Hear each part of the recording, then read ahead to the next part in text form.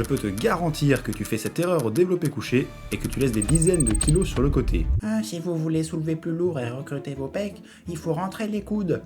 Juste non, ça marche pas comme ça. Et dans cette vidéo, je vais vous expliquer pourquoi ouvrir les coudes va vous faire exploser votre bench.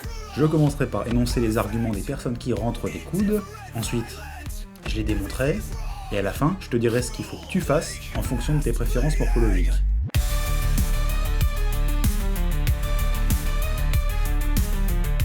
Alors, pourquoi est-ce qu'il faudrait rentrer les coudes selon la plupart des gens? Apparemment, on a un meilleur recrutement des pecs et on a une meilleure hypertrophie dessus. Pour quelle raison? Ce serait dû à un alignement des fibres qui est plus optimal dans ce sens-là. Quand vous avez les fibres qui sont alignées, vous avez un engagement musculaire supplémentaire, donc une production de force supplémentaire et un potentiel hypertrophique plus grand. Apparemment, vous avez plus de force. Encore une fois, dû à l'alignement des fibres, comme je viens de l'expliquer, et c'est aussi dû à un étirement musculaire qui est amoindri avec les coudes rentrés. Également, avec les coudes rentrés, on a une sensation beaucoup plus compacte. Pourquoi? Parce qu'on a une activation des grands dorsaux qui est facilitée et on peut facilement le ressentir. Et ensuite, la position avec les coudes rentrés vous permet d'avoir une bonne trajectoire vers l'arrière. En conclusion, on serait plus fort parce que plus compact, parce que l'étirement musculaire est amoindri, et parce qu'on a une bonne trajectoire vers l'arrière, et donc on utilise correctement le leg drive. Alors, est-ce que tout ça c'est vrai? Non. Déjà, en ce qui concerne l'alignement des fibres. Effectivement, faire du bench avec les coudes rentrés va entraîner un alignement des fibres qui est très bon, puisque les fibres s'insèrent en haut de votre humérus, donc il y aura un maximum de fibres qui sera recruté. En revanche, il faut aussi regarder l'alignement musculaire au niveau des épaules. Et avoir les coudes plus rentrés, ça va aussi aligner les fibres des épaules. Est-ce que c'est un problème? Oui. Pourquoi? Parce qu'en fait, un engagement plus prononcé des épaules, ça veut dire un engagement moins marqué des pectoraux. Et on voit bien la différence de taille musculaire entre les épaules et les pectoraux. Si vous engagez les épaules plus que les pectoraux, il va y avoir un problème. Vous allez pouvoir développer moins de force. Ensuite, si vous ouvrez les coudes, vous aurez un meilleur alignement articulaire. Vos articulations et vos os seront plus alignés. Et donc il y aura moins de stress sur ces articulations. Et ça peut prévenir des douleurs articulaires. Maintenant, je vous vois venir, vous allez me dire, oui mais pour les épaules, avoir les coudes rentrés c'est mieux. C'est pas vrai. L'important, c'est l'ancrage des épaules. Si vous avez les épaules et donc les scapulas qui sont bien rétractés vers l'arrière, il n'y aura aucun problème articulaire, même avec les coudes ouverts.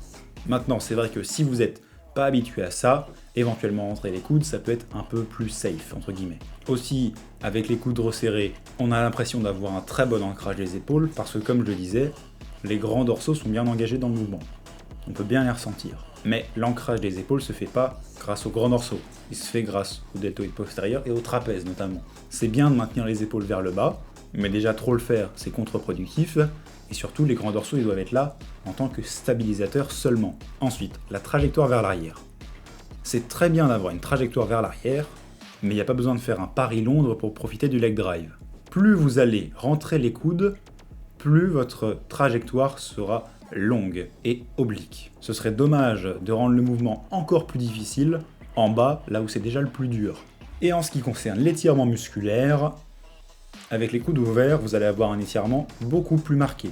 Et avec ça, vous allez profiter d'un meilleur potentiel hypertrophique. Et également, ça renforce le recrutement au niveau des pectoraux. En conclusion, tu as plus de force parce que tu as un meilleur recrutement, moins de triceps et d'épaules et beaucoup plus de pectoraux, tu as plus d'hypertrophie au niveau des pectoraux, tu n'as pas de douleur articulaire et tu bénéficies d'une trajectoire plus naturelle. Aussi, je tiens à rappeler que si vous avez une meilleure sensation dans les pectoraux en faisant du développé couché avec les coudes resserrés, c'est normal.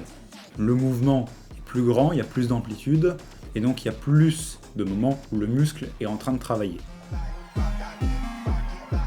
Maintenant, qu'est-ce qu'il te faut? Déjà, il ne faut pas rentrer les coudes juste pour rentrer les coudes ou pour les faux arguments que j'ai donnés tout à l'heure. Il ne faut pas non plus faire des 1RM sans avoir bien intégré la technique du poulet. Il faut que tu élargisses ta prise de manière progressive.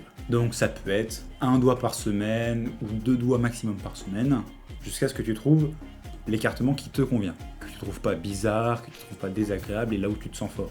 Il faut que tu mettes du poids de manière progressive. Tu commences par exemple avec 60 ou 70% de ton max. et ensuite tu augmentes progressivement la charge, avec un bon échauffement. Il faut que tu te concentres sur l'ancrage de tes épaules.